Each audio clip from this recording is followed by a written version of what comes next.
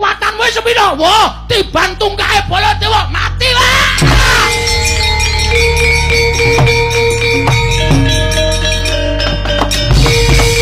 Manus maning jajalan sukertaning bawana iblis lanat. Koko Prabu? Piye? Koko Prabu kok njur nendang menika? Lho, saya sing ngakon iki endi mau wonge? Kowe mau ngomong apa kowe mau? Ngomong apa? Ngomong apa to?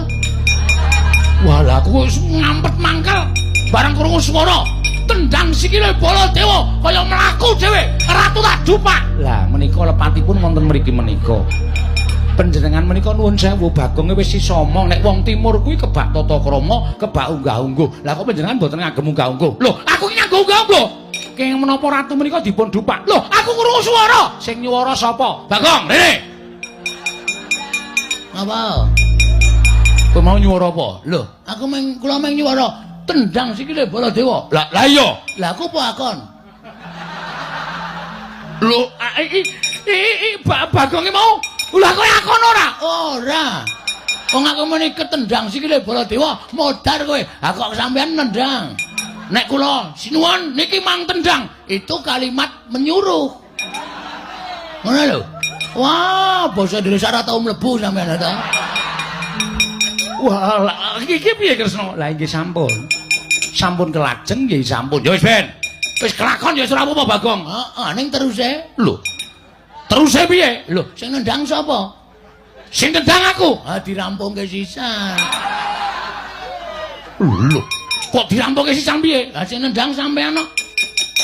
Nek sing nendang kula niku tak rampungke. Nek cara Karang Kadempel niku sapa sing miwiti kudu wani ngrampungi jagung bakarane. Sing nendang sampean kok sing kon perang kula ya ora mungkin. Lah aku ki meng krungu suaramu. Ha meng krungu kok menyang.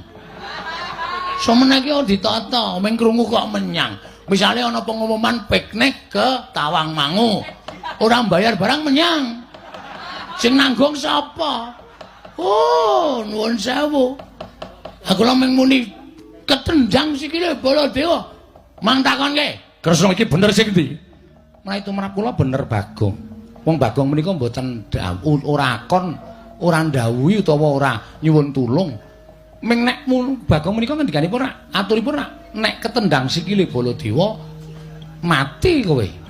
Menika tegesipun mboten dipun suwuni tulung to.